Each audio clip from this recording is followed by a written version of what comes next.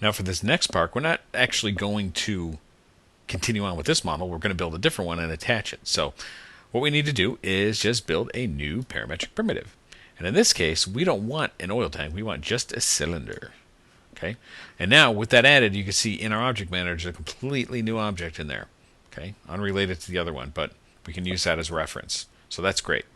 This time we're going to press the R key. It's going to get our rotate tool, one of the keyboard equivalents that actually does make sense. And I'm going to come over here and we're just going to rotate this thing just a good old 90 degrees on its side like that. And you can even numerically down here just punch in 90 or negative 90. Doesn't matter which way. Then we'll come to scale and click right in the center and we can equally scale that down about like that. Okay. Select our move tool and we can move it up. Okay. S to bring it to view. And now I definitely want that a little bit bigger, so I'm going to go back to my scale command. And now that we have it relatively in place, we can scale that up to encompass our little lip there, which is good. And I think we'll go a little bit larger, just let it hang over kind of like that. Okay. Good. All right. From here, I want to take a look at it from the other side, and I think we're going to pull these sides out just a little bit like this. Okay. That looks pretty good, but I want to give it a little bit of definition. So what I'm also going to do, let me just move my little panel here up. If you take a look in your properties for this guy, you can see the position, size, and rotation are all working really nicely for us. So that's fine. But what if I wanted just a couple of segments in there? Well, remember, we're still a parametric primitive.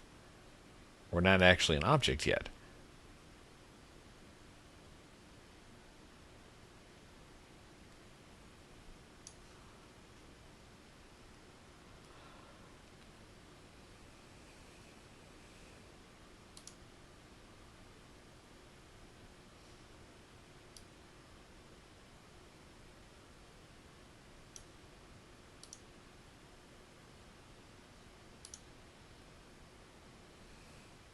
So when I click the cylinder in the object manager, I can get back to my object properties here and go to radius, height, and segments, and I can add a couple of segments, just what I needed.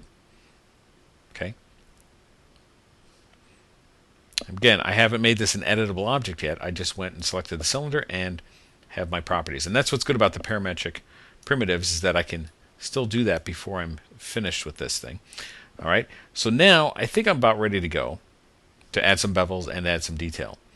So what I can do is click that little guy, make it editable. I'm going to go to edge mode, and I'm going to do a loop select again. So I'll press U and then L, and select this one. Hold the Shift key, and I'll select this one. Then down here, I'll select my bevel, and I'm going to bevel these. And what's interesting about doing an edge bevel like this is that it allows me to get just a couple of other segments in there without actually worrying about slicing and everything else. Okay. In this little guy right down here, you can slide the points and edges as well. I don't really need to, but I just want to show you that tool was there. We go to polygon mode. You can do U and then L again for a loop. Select this guy, hold the Shift key, and let's redo that. That one and that one. And again, just do a little bit of a bevel or an extrusion, but we just want to create a little bit of interest like that. So I just did a little bit of a bevel, and then I'm actually going to do a little bit of a scale. Now the only problem with that is we don't want to go in too far, and if we do, they're going to actually start coming into each other. So we're just going to make sure we hit the green handle and pull those out just a little bit like that. Okay, so that's all we're doing, just adding just a little interest in there.